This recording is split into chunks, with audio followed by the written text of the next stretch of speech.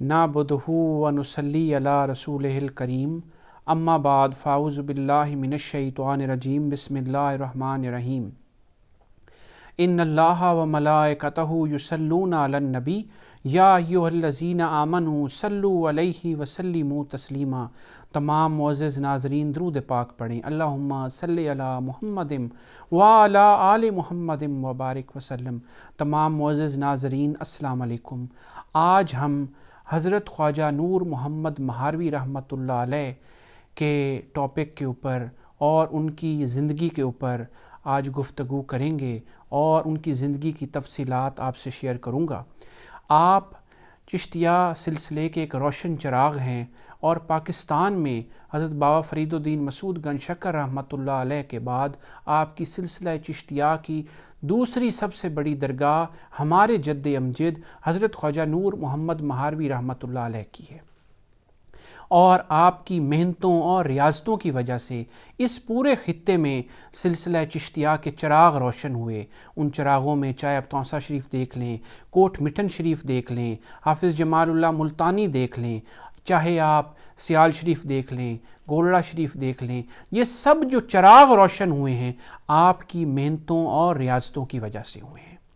آپ 14 رمضان المبارک 1142 ہجری میں اور 1730 عیسوی میں چوٹالہ کے مقام پر آپ کی پیدائش ہوئی۔ چوٹالہ جو ہے مہار شریف سے چند میل کے فاصلے پر ہے۔ بعد میں جو آپ کے والدین تھے وہ مہار شریف شفٹ ہو گئے۔ جب آپ 4 سال 4 ماہ کے ہوئے تو آپ کے والدین نے آپ کو حافظ محمد مسعود مہار کے درس میں آپ کو قرآن مجید فرقان حمید پڑھنے کے لیے اور بھیج دیا۔ تو آپ نے وہاں قرآن مجید فرقان حمید پڑھا اور حفظ کیا۔ جب قرآن مجید حفظ کر لیا تو آپ کے والدین کی خواہش تھی، کیونکہ ان کا ذریعہ معاش کھیتی باڑی تھا اور مال مویشیوں کا کام تھا، ان کی خواہش تھی کہ اب ہمارا بیٹے نے قرآن شریف پڑھ لیا ہے، اب یہ ہمارا جو شعبہ ہے اپنائے، کھیتی باڑی کرے، مال مویشیوں کا کام کرے۔ لیکن انہیں کیا پتہ تھا کہ یہ سلوک کے سفر کے مسافر تھے، وہ ان کاموں میں پڑھنے والے نہیں تھے، آپ کی ان کاموں میں کوئی دلچسپی نہیں تھی۔ تو والدین نے دیکھا کہ ان کے اندر علم جو ہے حاصل کرنے کی بہت زیادہ خواہش ہے، تو انہیں اجازت دی کہ آپ جائیں، اپنے جو سفر ہے علمی ان کا آغاز کریں اور پڑھائی میں توجہ دیں۔ تو آپ مہار شریف سے چند میل کے فاصلے پر بھڈیرا بستی ہے، وہاں گئے، کچھ عرصہ وہاں مقیم رہے، پڑھتے رہے، لیکن آپ مسافر تھے علم کے، تو علم کی جو ایک پیاس ہوتی ہے وہ آپ کو پاک پتن شریف کے ایک علاقہ ہے، موضع ہے ببلانہ، وہاں لے گئی۔ وہاں محمد احمد کھوکھر صاحب ان کی درسگاہ میں پڑھتے رہے۔ پھر وہاں سے سفر کیا تو ڈیرہ غازی خان چلے گئے، وہاں کچھ عرصہ قیام کیا اور وہاں بھی جو تھا علم حاصل کیا، کچھ کتب پڑھی۔ اس کے بعد پھر لاہور آ گئے، وہاں حضرت محکم دین سیرانی رحمۃ اللہ علیہ اور آپ کٹھے وہاں رہے۔ حضرت داتا گنج بخش علی حجویری رحمۃ اللہ علیہ کے مزار اقدس کے ارد گرد رہتے تھے اور وہیں علم کا جو سلسلہ تھا وہاں بھی جاری رکھا۔ جیسے کہ آپ کو پتہ ہے بر صغیر کا تب کیپٹل جو تھا وہ دہلی تھا، پاکستان انڈیا کی تقسیم نہیں ہوئی تھی، ایک ہی کنٹری تھا، تو دہلی جو تھا مرکز تھا علمی حوالے سے، ہر حوالے سے۔ تو آپ پھر دلی چلے گئے۔ اب ذرا سوچیں کہ ایک مہار شریف، ایک قصبہ جو دریا کے کنارے بسنے والے، کھیتی باڑی کرنے والے کسان کا بیٹا، ایک کہاں سے چلا مہار شریف، بھڈیرا، ببلانہ، ڈیرہ غازی خان، اور ڈیرہ غازی خان سے پھر لاہور اور پھر دہلی۔ وہ آج کل کے تو سفر تھے نہیں جو ہم گاڑیوں پہ اور بائی ٹرینز اور بائی ایئر ہم کر رہے ہیں، پیدل سفر ہوتے تھے۔ کہیں مسجدوں میں قیام کیا، کہیں جگہ ملی نہ ملی۔ لوگ کہتے ہیں کہ اولیاء اللہ ایسے ہی بن گئے، نہیں، انہوں نے بڑی محنتیں اور بڑی ریاضتیں کی ہیں۔ اللہ رب العزت نے انہیں ہر طریقے سے پرکھا ہے، انہیں جانا ہے، انہوں نے بڑے دھکے کھائے ہیں، بڑی سٹرگلز کی ہیں، ایسے نہیں بن گئے۔ اور ان کی محنت دیکھیں، ریاضت دیکھیں۔ تو وہاں سے جب دلی آئے، وہاں بھی ایک درسگاہ میں آپ قیام پذیر ہوئے، وہاں پڑھنے لگے، اور پھر آپ کو بعد میں پتہ چلا کہ حضرت مولانا فخر الدین جہاں دہلوی رحمۃ اللہ علیہ وہ دلی آ گئے ہیں اور وہاں انہوں نے اپنا درسگاہ کا قیام کیا ہے، وہاں پڑھانے لگ گئے ہیں۔ وہ وقت کے بہت بڑے جید عالم تھے اور اولیاء اللہ میں سے تھے، تو آپ وہاں ان کے درسگاہ جاتے ہیں اور وہاں اپنا تعلیمی سفر کا آغاز کرتے ہیں۔ مولانا صاحب پوچھتے ہیں کہ میاں کس طرح آئے ہو؟ تو کہتے ہیں کہ میں علم کی خاطر آیا ہوں، اور انہیں ہر طریقے سے پرکھتے ہیں اور انہیں کہتے ہیں کہ ظاہری علوم میں آپ مہارت رکھتے ہیں، اب ذرا باطنی علوم پہ توجہ دیں، اور جب باطنی علوم پہ ورد، وظائف، ان چیزوں کے اوپر آپ توجہ دیتے ہیں تو ان کا آپ کا نام جو تھا والدین نے رکھا تھا وہ بہبل تھا، لیکن مرشد کریم نے جب نظر کرم ڈالی اور کیا کہتے ہیں آقا حضور نبی اکرم صلی اللہ علیہ وآلہ وسلم کے عشق اور محبت کے چراغ دلوں میں روشن ہو گئے تو آپ نے ان کا نام رکھا نور محمد۔ آج کے بعد آپ کا نام نور محمد ہوگا، تو اسی نام سے آپ مشہور ہوئے۔ عرصہ دراز وہاں رہے، وہ ان کی خدمت کرتے رہے، اور آپ کو پتہ ہے کہ اگر درسگاہ میں کسی جگہ رہیں، وہاں جو ساتھ والے کولیگز ہوتے ہیں، اسٹوڈنٹس ہوتے ہیں، تو ان کے اندر ایک حسد بھی ہوتا ہے، جلسی بھی ہوتی ہے۔ جب دیکھتے تھے کہ حضرت مولانا صاحب جو ہیں وہ بہت زیادہ توجہ اور شفقتیں اور عنایتیں ان کے اوپر فرما رہے ہیں، تو انہوں نے ایک دن آ کے شکایت کی کہ حضور کہ یہ پنجاب کا لڑکا ہے، اور وہاں کے لوگ، ایک مرزا اور صاحبہ کا قصہ بڑا مشہور تھا کہ ایک مرزا ہے، اس نے ایک عورت کو بھگا کے لے گیا، یہ بھی اسی خطے کا، اسی قوم کا ہے، یہ نہ ہو کہ یہ یہاں سے کوئی لڑکی بھگا کے لے جائے اور درسگاہ کی اور بدنامی کا باعث بن جائے۔ تو آپ نے انہیں کیا جواب دیا؟ حضرت مولانا صاحب نے کیا کہا کہ ماکھن لے گیا پنجابی چھاچھ پیو سنسار۔ ماکھن تو پنجابی لے گیا، چھاچھ پیو سنسار۔ اور مولانا صاحب کہتے تھے کہ اگر مجھے خواجہ نور محمد مہاروی رحمۃ اللہ علیہ نہ ملتے تو میں اپنے دل کے ارمان دل میں رہ کے چلا جاتا۔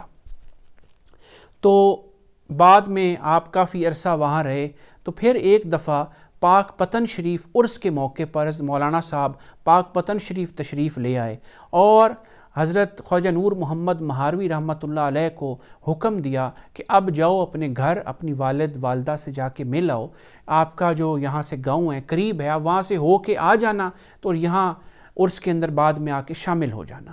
آپ جب واپس آتے ہیں تو آپ کی سادگی کا دور تھا، آپ کی جو پھپھی تھی وہ ندی کے کنارے بیٹھی ہوتی ہیں، تو وہ جب دیکھتی ہیں کہ ایک ہندوستانی لباس میں ایک شخص آ رہا ہے تو اس سے پوچھتی ہیں کہ میاں ہمارے گھر کا بھی ایک لڑکا اس سائیڈ پہ گیا ہوا تھا، دلی والی سائیڈ پہ، اس کا عطا پتہ ہو تو بتانا۔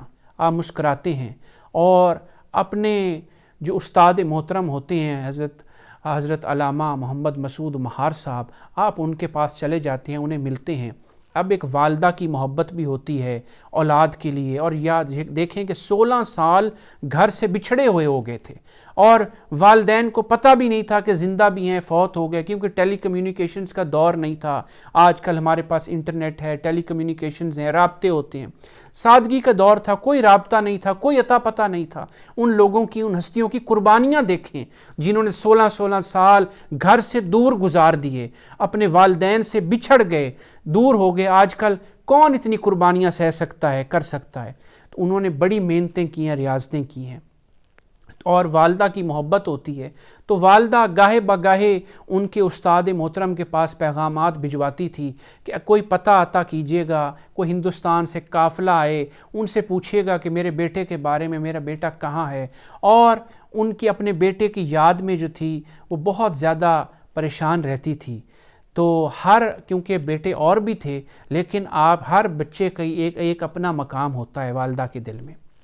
تو ان کی استاد محترم نے انہیں پیغام بھجوایا کہ جو آپ ایک شخص آیا ہوا ہے ہندوستان سے، نام نہیں بتایا، یہ بھی نہیں بتایا کہ آپ کا بیٹا ہے، تو آ کے پوچھ لیں، ذرا دریافت کر لیں۔ جب وہ آتی ہیں، والدہ بھی نہیں پہچان سکتی کہ یہ میرا بیٹا ہے۔ اتنا عرصہ ہو گیا تھا۔ آپ قدم بوس ہوتے ہیں، والدہ کی قدم بوسی کرتے ہیں، ملتے ہیں اور چند دن والدہ کے ساتھ گزارتے ہیں۔ اس کے بعد واپس پاک پتن شریف جانے کی تیاری کرتے ہیں۔ وہاں مہار شریف سے اور لوگ بھی پاک پتن شریف عرس پہ جانے کے لیے تیار ہوتے ہیں، آپ کے ساتھ ہوتے ہیں۔ تو والدہ کہتی ہیں کہ بیٹا اتنے عرصے بعد آئے ہو تو چند دنوں کے لیے؟ کہتے ہیں کہ اماں جان کچھ عرصے بعد میں دوبارہ بھی آ جاؤں گا، تو مرشد کریم کی اجازت ہوگی دوبارہ بھی حاضر ہو جاؤں گا۔ والدہ اجازت دے دیتی ہیں آپ چلو، ان کی والدہ کے بھی دل گردہ دیکھیں، ان کی بھی محبت دیکھیں۔ آپ پھر واپس جب پاک پتن شریف جاتے ہیں تو آپ پیدل سفر کر رہے ہوتے ہیں، باقی جو حضرات ہوتے ہیں گھوڑوں پہ ہوتے ہیں، تو جب وہاں پہنچتے ہیں تو حضرت مولانا صاحب کے جو بھی ان کے مریدین خلفاء ہوتے ہیں آپ کی بڑی عزت کرتے ہیں، تکریم کرتے ہیں، اور جو ساتھ ان کے لوگ گئے ہوتے ہیں حیران ہو جاتے ہیں کہ اس کے لڑکے کی تو بڑی عزت ہے، اس کو تو بہت زیادہ احترام مل رہا ہے۔ اور اس سال جو لوگ حضرت مولانا صاحب کی بیعت کرنے کے لیے پاک پتن شریف آتے ہیں وہ سب کو کہتے ہیں میری بیعت نہ کرو، خواجہ نور محمد مہاروی رحمۃ اللہ علیہ کی بیعت کرو۔ اور جب واپس آپ آنے لگتے ہیں، واپسی کا سفر اختیار کرتے ہیں، اب جو شخص ان کے ساتھ جو قافلے میں لوگ گئے ہوتے ہیں اب وہ گھوڑے پہ ہوتے ہیں، باقی لوگ پیدل ہوتے ہیں اور ان کی عزت اور مقام اور تکریم کر رہے ہوتے ہیں۔ تو آپ کا پھر معمول کچھ عرصہ یوں رہا کہ 6 ماہ آپ مہار شریف گزارتے تھے اور 6 ماہ آپ مرشد کریم کے پاس رہتے تھے۔ بعد میں مرشد کریم نے انہیں حکم فرمایا کہ اب آپ مہار شریف مستقل جو ہیں وہیں رہیں اور وہاں دین کی خدمت کریں اور درس گاہ کا آغاز کریں۔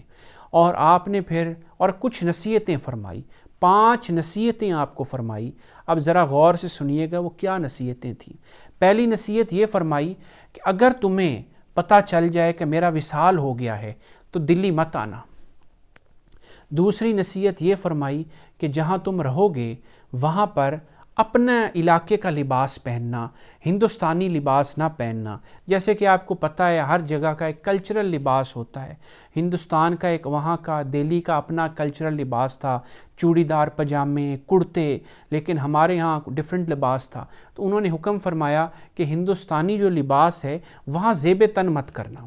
تیسری نصیحت یہ فرمائی کہ اگر کوئی تمہیں تکلیف دے، تمہیں ضرر پہنچائے تو اسے تکلیف اور ضرر نہ دینا، اس کے ساتھ نیکی اور بھلائی کرنا۔ اور چوتھی نصیحت یہ فرمائی کہ تم ایک درس گاہ قائم کرو گے، دور دور سے لوگ تمہارے پاس آئیں گے۔ اگر کوئی سادات آئیں اور اولاد گنج شکر آئے، علماء کرام آئے، ان کی بہت زیادہ تکریم اور عزت کرنا۔ اور 5ویں نصیحت جو مولانا صاحب نے فرمائی یہ فرمائی ایک ملک کا جو امیر ہے وہ تمہارے ساتھ منسلک ہوگا، اٹیچ ہوگا، اس کا خیال رکھنا۔ جو نواب بہاول پور تھے وہ آپ کے دست بیعت ہوئے اور آپ کے مرشد کا حکم تھا کہ ان کا خیال رکھنا۔ آپ نے مہار شریف میں درس گاہ کا قیام کیا، آپ نے لنگر خانہ کھولا، آپ نے حجرے بنائے جہاں مسافر آ کے ٹکتے تھے، اور آپ نے اپنا دسترخوان وسیع کر دیا۔ اور اپنے دسترخوان پہ یہ نہیں ہوتا تھا، کسی سے یہ نہیں پوچھتے تم کس مسلک سے ہو، کس مذہب سے ہو، جہاں سے بھی ہو، بھوکے ہو آؤ کھانا کھاؤ، میں دینے کو تیار ہوں۔ اللہ رب العزت مجھے دے رہا ہے اور میں تم لوگوں کو دینے کو تیار ہوں۔ کوئی شرائط نہیں ہوتی تھی، پیار محبت کا درس دیا۔ اور ایک آپ کو اسی سلسلے میں ایک واقعہ بتاتا ہوں کہ 1199 ہجری کے اندر قحط پڑ گیا، ہر جگہ فوڈ شارٹیجز ہو گئی اور لوگ جو تھے فاقوں پہ آ گئے۔ تو آپ کے لنگر خانے سے جو تھا کئی گھروں کے وظیفے شروع ہو گئے اور بہت سینکڑوں لوگ جو تھے، آپ اپنے خلفاء کو حکم دیتے تھے کہ ہم نے خدمت خلق کرنی ہے، لوگوں کو کھانا کھلانا ہے، بھوکوں کو کھانا کھلانا ہے۔ تو آپ نے بہت وسیع پیمانے پر جو تھا اس سال جو ہے لوگوں کی خدمت کی، بہت زیادہ خدمت کی، جہاں کہیں سے بھی ہوتا آتے پکاتے اور لوگوں کی خدمت کرتے، وظائف دیتے۔ اور جو کوئی اس دور میں فوت ہوتا تو وہاں علاقے میں تو کہتے کہ اس کے کفن دفن اور تدفین کا جو انتظام ہے وہ میں خود کروں گا۔ یہ ہوتی ہے خدمت خلق جو انہوں نے کی، اولیاء اللہ نے، صوفیاء نے کی۔ آج ان کے جو مزار ہیں وہ روشن ہیں، وہ انہی خدمت خلق کی وجہ سے ہیں اور دین کی خدمت کی وجہ سے ہیں۔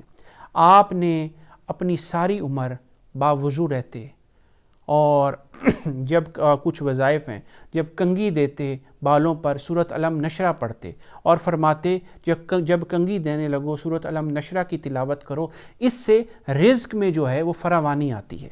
اور آپ تو تہجد کی نماز، ہر وقت تہجد کی نماز اور اشراق کیا، چاشت کے نوافل کیا، ہر وقت عبادت اور ریاضت میں جو تھے مصروف رہتے، اور یہ آپ کے معمولات زندگی تھے، کیونکہ آپ فرماتے تھے آقا حضور نبی اکرم صلی اللہ علیہ وآلہ وسلم پر جو تھی وہ تہجد کی نماز فرض تھی، اور میں بھی تہجد کی نماز جو ہے وہ کوشش کرتا ہوں وہ قضا نہ ہو، پڑھوں، ہر حال میں پڑھوں۔ اور حدیث مبارکہ ہے کہ اللہ رب العزت کا قرب کیسے حاصل ہوگا؟ وہ قرب اس طریقے حاصل ہوگا، نفلی عبادات کی وجہ سے اللہ رب العزت کا قرب حاصل ہوگا۔ تو انہوں نے اللہ رب العزت کا قرب حاصل کیا عبادات سے، ریاضت سے اور خدمت خلق سے۔ ان کی ساری عمر جو تھی وہ خدمت خلق میں گزر گئی، اور آپ سادہ طبیعت کے تھے، اور سادہ اور کیا کہتے ہیں جو سادہ لباس ہوتا تھا اور صاف ستھرا لباس پہنتے تھے، اور سر پہ عمامہ پہنتے اور کبھی ٹوپی پہنتے۔ آپ ہر وضو کے ساتھ مسواک کرتے تھے اور صاف صفائی کا بہت خیال رکھتے، اور جو بھی آپ کے پاس طالب علم آتا اس کی طبیعت اس کو جانچتے، اسے پرکھتے، اس کے بعد جو تھا اس کو جس فیلڈ میں اسے کرانا ہوتا، کوئی حفظ والے ہوتے انہیں حفظ والی سائیڈ پہ، کوئی دوسری راہوں کے طالب علم ہوتے انہیں اس سائیڈ پہ لگاتے، اور جیسے ہی آپ کی درسگاہ سے فارغ و تحصیل ہوتے اسٹوڈنٹس تو انہیں کہتے مختلف مقامات پہ بھیجتے کہ وہاں جاؤ، وہاں جا کے دین کی خدمت کرو، قرآن و سنت کی تعلیمات کو عام کرو۔ اور آپ کے چند واقعات بھی آپ کے سامنے پیش کروں گا کہ ایک روز آپ سفر کر رہے تھے اور آپ کے ساتھ آپ کا ایک خلیفہ تھا، وہ چل رہا تھا، پاک پتن شریف جا رہے تھے۔ اس کے دل میں خیال آیا کہ آپ کی جو مہربانیاں ہیں، نوازشیں ہیں، کئی لوگ آپ کے پاس آتے ہیں، قاضی عاقل محمد صاحب آئے جو خواجہ غلام فرید رحمۃ اللہ علیہ کوٹ میٹن شریف والے، ان کے دادا تھے، ان پہ نوازشیں کرم کر دی، کہاں سے کہاں پہنچا دیا۔ حافظ جمال اللہ ملتانی آئے، انہیں کہاں سے کہاں پہنچا دیا۔ میں آپ کی خدمت کرتا رہتا ہوں، وضو کراتا رہتا ہوں، میرے پہ کوئی نظر کرم ہی نہیں فرماتے، دل میں خیال آتا ہے۔ اور لوگ کہتے ہیں کہ جب علماء کی محفل میں بیٹھو تو زبان سنبھال کے بیٹھو، اور جب اولیاء اللہ کی محفل میں بیٹھو دل سنبھال کے بیٹھو۔ آپ جان گئے، آپ سمجھ گئے، اور آپ گزر رہے تھے اسے سمجھانے کے لیے۔ آپ نے زمین تھی وہاں فصل کاشت ہوئی تھی، تو آپ نے کہا کہ میاں لگتا ہے کہ جو مالک ہیں انہوں نے اس ایکڑ میں کچھ زیادہ محنت کی ہے، دوسرے ایکڑ میں کم محنت کی ہے، تو انہوں نے محنت میں بڑا فرق کیا ہے۔ تو وہ خود آگے سے کہتا ہے کہ حضور مالک کی تو زمین برابر ہے، اس نے دونوں ایکڑوں میں دونوں جگہ پہ سیم محنت کی ہے، لیکن زمین میں فرق ہوتا ہے، کوئی کلر والی ہوتی ہے، کوئی زیادہ زرخیز ہوتی ہے، کوئی کم زرخیز ہوتی ہے۔ تو آپ نے کیا فرمایا؟ آپ نے فرمایا میاں ہم تو ایک جیسی ہی محنت سب غلاموں پہ کرتے ہیں، سب جتنے طالب علم آتے ہیں سب بھی ایک جیسی محنت کرتے ہیں، لیکن کچھ کی زمینیں زیادہ زرخیز ہوتی ہیں، کچھ کی کس طریقے کی ہوتی ہیں۔ اور ایک اور آپ کا بڑا خوبصورت واقعہ ہے کہ کیونکہ حضرت محکم الدین سیرانی رحمۃ اللہ علیہ اور آپ کٹھے طالب علمی کا دور اور ہم عصر بھی تھے، وہ آپ پاک پتن شریف سے حضرت خواجہ نور محمد مہاروی رحمۃ اللہ علیہ آ رہے تھے، تو وہ پیدل سفر کرتے ہوئے، گرمی کا دن تھا، گرمی کا وقت تھا، تو وہ پیدل آ رہے تھے۔